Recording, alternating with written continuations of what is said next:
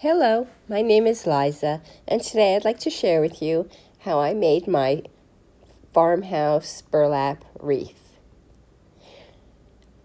This is a smaller wreath, but it's quite full, and it's smaller because I'm actually using one of the 8-inch wreath forms that come in a 2-pack from DollarTree. For the farmhouse effect, I have one of these windmills.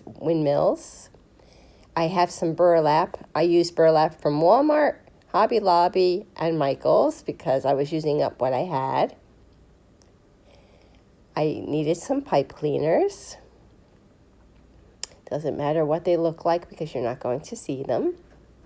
The first thing I did was I started with my leftover Walmart burlap, and it's 5 inches wide, so I cut 4-inch pieces.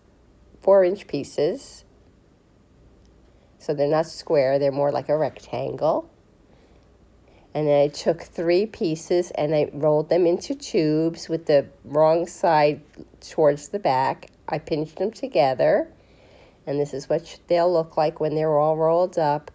It's Farmhouse, it's going to get stringy. It's just as bad as Deco Mesh.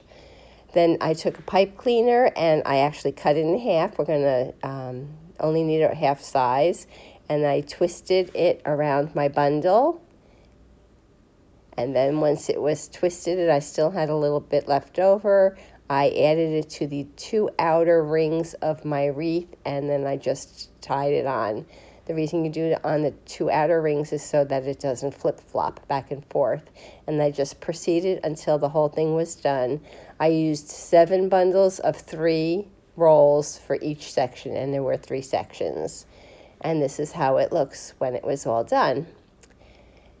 The next thing I did was I took apart my windmill. I took off the welcome sign and I took off the hanger. We're not going to use that for this project. And then I rummaged through what I had left in flowers, and I had a couple of sunflowers left over, so I took them off the stem. And with hot glue, I hot glued the flowers onto the burlap, and I used fishing line to attach my windmill to the wreath. And here is how I'm displaying it in my kitchen, which is Farmhouse and sunflowers since 1996. I hope you enjoyed my project. If you did, please give my video a thumbs up, leave me a comment, and as always, if you aren't a subscriber, please consider doing so. I'll be back again soon with another project. Thanks for watching. Take care.